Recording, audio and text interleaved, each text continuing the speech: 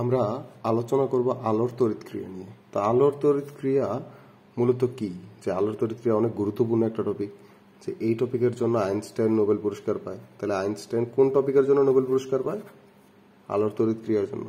তো আমরা যদি বলি যে আলোর তড়িৎক্রিয়াতে মূলত কি হয়, যে সাপোজ এখানে একটা কি আছে, মেটাল আছে, একটা ধাতু। এই ধাতুর উপরে যখন আলো আপতিত হয়, তাহলে আমরা ধরলাম যে এটার উপরে কি হলো, আলো আপতিত হলো। তাহলে আলো আপতিত হওয়ার ফলে এই ধাতুর মধ্য থেকে কিছু ইলেকট্রন কি হয়ে গেল, মুক্ত হয়ে গেল। এই যে আলো পড়াতে ইলেকট্রন মুক্ত হয়ে গেল, তাহলে এখানে কি হলো, আলো থেকে ইলেকট্রনের ফ্লো, আর ইলেকট্রনের ফ্লোকে আমরা কি বলি, তড়িৎ প্রবাহ। তাহলে আলো থেকে আমরা ইলেকট্রনের ফ্লো মানে তড়িতের ক্রিয়া পাইলাম, এই জন্য এটাকে কি বলা হয়, আলোর তড়িৎ ক্রিয়া। ইংরেজিতে এটার নাম কি? ইংরেজিতে এটার নাম হলো যে ফটো ইলেকট্রিক ইফেক্ট।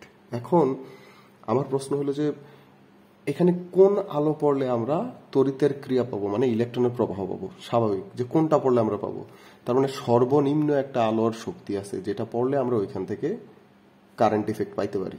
আর ওই শক্তিটাকে বলা হয় কার্যাপেক্ষক। কি বলা হয়? কার্যাপেক্ষক।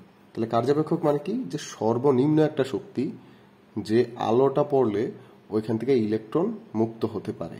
আর কার্যাপেক্ষকের ডাব্লিউ অথবা ফাই দিয়ে প্রকাশ করা হয়, ডাব্লিউ নট অথবা ফাই দিয়ে প্রকাশ করা হয়, সরি। এবার কার্যাপেক্ষকের যে শক্তি আছে, এটাকে আমরা কি বলতে পারি, যে কার্যাপেক্ষকের শক্তিকে ডাব্লিউ ইজ ইকুয়াল টু আমরা বলতে পারি এইচ নিউ নট। এই যে নিউ নট আছে, এটা তো একটা কম্পাঙ্ক, এটাকে বলা হয় শোচন কম্পাঙ্ক। শোচন কম্পাঙ্ক মানে কি? যে সর্বনিম্ন যে কম্পাঙ্কে ইলেকট্রন মুক্ত হতে পারে এটাকে বলা হয় শোচন কম্পাঙ্ক। আবার শোচন কম্পাঙ্ককে আমরা কি লিখতে পারি, যে nu naught is equal to c divided by lambda naught. সুতরাং এই যে ল্যামডা নট আছে, এটাকে কি বলা হয়, শোচন তরঙ্গ দৈর্ঘ্য। আর শোচন তরঙ্গ দৈর্ঘ্য কাকে বলে? যে সর্বোচ্চ যে তরঙ্গ দৈর্ঘ্যের জন্য ইলেকট্রন মুক্ত হতে পারে বা ইলেকট্রন নির্গত হতে পারে, ওইটাকে আমরা কি বলতে পারি, শোচন তরঙ্গ দৈর্ঘ্য।